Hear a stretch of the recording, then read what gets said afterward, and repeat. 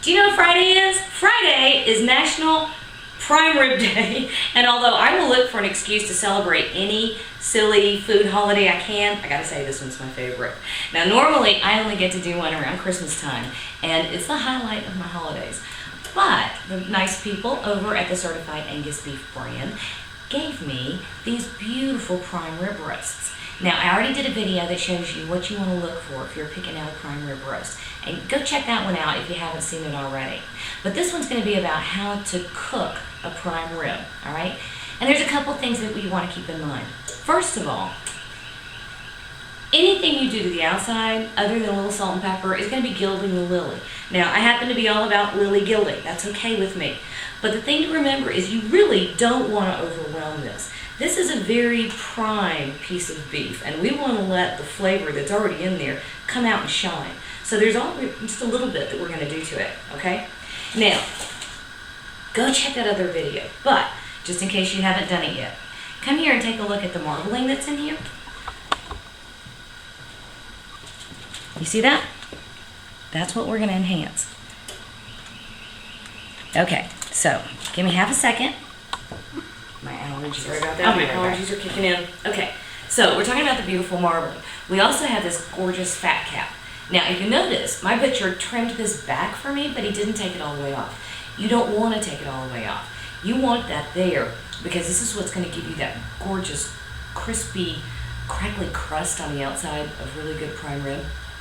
And this one is a really good prime rib, okay? So, here's how we're going to season it.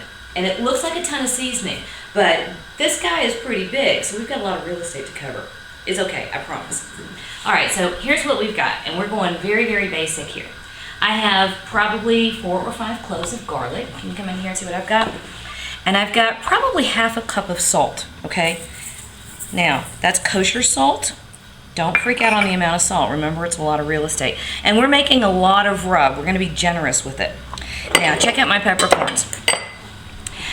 If you haven't seen the video I did on peppercorns, go back and take a look at that. But I've got green, pink, and white peppercorns. If you want to, you can use some black peppercorns. I would use maybe no more than 3 or 4 tablespoons of plain black peppercorns. But each one of these has its own distinct flavor, and it's going to bring its own little input to the party that we're putting together. So don't do a 1-for-1 separation or substitution for this. I'm going to ignore whatever kid made that loud noise behind me. Okay? So we've got a couple of tablespoons, and all we did was roughly crack those. I made my teenager do it. You know, child labor is all the thing. All right, so that's going to go right in here. Right in here.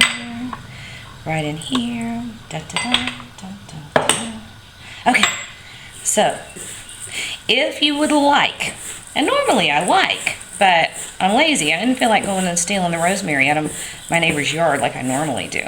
If you would like, add a couple of tablespoons of fresh rosemary or fresh thyme. Either one of those are fabulous.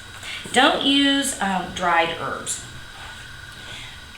I normally don't mind using dried herbs in almost any recipe, but in this case, you know, honestly, the simpler the better. This stuff is too good, you know, on its own. All right, so we also want to make sure that we capture all the juices from this pretty little guy. So here's what we're going to do. I have a big old roasting pan, right? And because mine is not a non-stick roasting pan, I've got a lot of aluminum foil down in here. Tin foil if you grew up in the mountains around here, or you're older than 20. And cooking spray. This makes sure that whatever ends up in the bottom is going to come right off. Now, often I would deglaze the pan right on the stovetop, but this time I just want a simple au jus. So I'm going to be able to get every scrap that comes off of this roast and into my little au jus prep vessel, whatever it turns out to be. So I'm using a little cooking spray and the tin foil to make that happen. Okay, so this is all we do. We're going to be liberal, right? And as you're working, you're going to press that into the surface of the roast, just like that. Now, isn't that pretty? It looks like a party. You know, I really wish we had like National Prime Rib Day greeting cards. That would be the best. Or crowns that had, you know, prime ribs on top. All right, obviously I have nothing of value to say while I do this part, so why don't you give me a minute to finish and I'll show you the next step. Okay, as my smarty pants camera operator pointed out when I turned him over to do the bottom side, a lot of my garlic fell off and it doesn't matter. It really doesn't matter. Okay, so let's talk about this for a minute. If you think about what makes an absolutely fabulous prime rib, okay, a couple things. We want to make sure that it's not overcooked, and because this is lean and fabulous and decadent, if you overcook it, you're just throwing away a lot of your flavor right there. Secondly, we want a nice solid crust to develop on the outside, and that's going to help keep all that flavor on the inside where we want to keep it. So how do you do that with a great big roast? Well, first of all, make sure you have an oven thermometer, and I have one. I'll show you in the next step. I have one that's actually, you put the probe in and then you can see the readout on the outside. It's only about 20 bucks. Buy one, I promise. Now, these are usually special occasion foods because they can be a little bit pricey. But 20 bucks for an oven thermometer is, you're gonna love it. Okay, so how do we get that crust? Well, there's a couple of different ways that you can do it. I happen to have a favorite way because it is the simplest. It also happens to be the quickest. I have my oven set to 500 degrees, and yes, I mean 500 degrees. We're going to start him at 500. We're going to then turn him down to 300, maybe 325, and let it finish off. We don't have to worry about cooking times. We don't have to worry about any kind of funny chart based on poundage. That's why, I'm not entirely sure what the weight is, and I don't have to, okay? I do know all in all, we're going to have about an hour and a half to 2 hours in the oven. So if I'm planning out my meal, I know for that, okay? So, my rockin' hot oven, which I'm not really going to show you because I cleaned the bottom of it, but I didn't clean the door, and so I'm just not going to show it to you. But let's give him half an hour, and then I'll show you what he looks like after half an hour with that really high temperature. So you'll know that when you go get your certified Angus beef brand rib roast, that you'll be able to do it and know that you're on the right track, okay? Be back in half an hour. I like the fact that I got some in the oven and it's smoking. Actually, that's mainly steam. It's okay. Woo! You notice I did not melt my eyelashes. Are you proud of me? Normally I stick my face in the oven too soon and I get all my mascara clumped together. I can't see. Alright, at risk of showing you my oven, I cannot... Oh my lord. Yeah. Check that out. Okay, now, I know my oven says 515. Ignore that. It's really 500. I have an oven thermometer. That's why I know. And if you don't have one, get one because that's how you calibrate your oven and you know what you're doing. Because ovens are off by a lot. Okay, now this is the kind of what's this thing called? Ricky, what's this? Thermometer. Mm-hmm. This is the kind of thermometer I was telling you about earlier. See, little proby thing that goes inside the oven and then this thing that's outside. It's supposed to have a magnet on it, but I killed it. Actually, I don't think I killed that one. I think my 3-year-old took off with it. Okay, so very important. You want the probe of your thermometer to go absolutely in the center of the roast because a couple things are going to happen. Your roast is going to be more done on the outside simply because of how temperature permeates, right? But I want that beautiful medium rare to rare-ish on the inside, okay? So that's what we're doing here. Now, I had my little buzzer set to 135 degrees, okay? So this is how hard this next step is. Clearing my oven. I'm putting this puppy all the way down at 275, which in my oven is 300. But you want 275, okay? Start. Now, the only reason I'm going to let it take that long is because we've got swimming lessons. So I'm going to leave my tall, dark, and handsome camera operator here just to babysit the roast. And I'm taking everybody else to the YMCA to go swimming. Now, stay with me. Certified Angus beef brand prime rib roast. I got all of that out in one sentence. And this, I'm so excited about. Just come back. How much do you love me? Look at that. Okay. Now, I was informed that one of my kiddos wants it ultra rare in the middle. So here's what I did. I pulled it off at 125, okay? Now, it's ready, right? You know what we're gonna do now? You know what we're gonna do? Nothing. We're gonna let it sit here. And it's gonna sit here for at least half an hour. Here's the reason.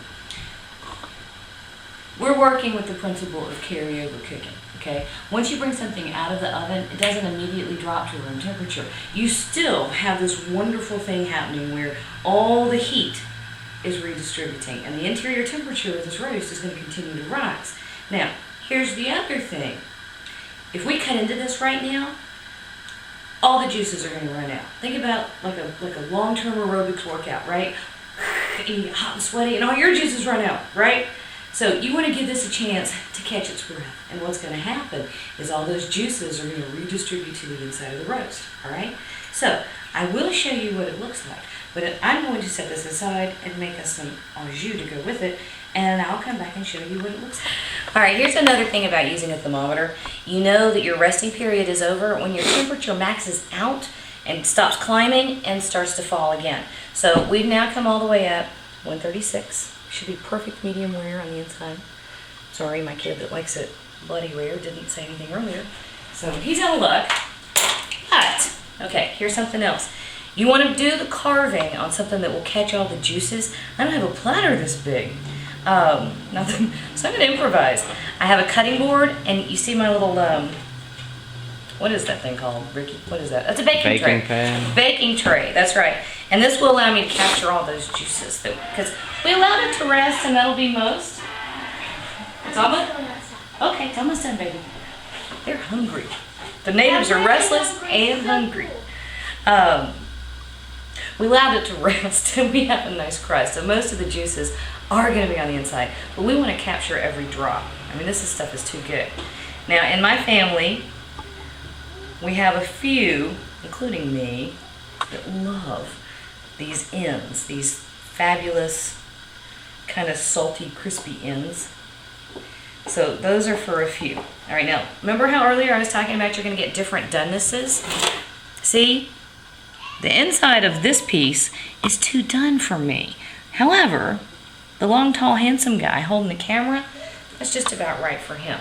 Now, normally you would continue slicing thin slices across here, or great big thick slices if that's what you want. I happen to like them kind of thin.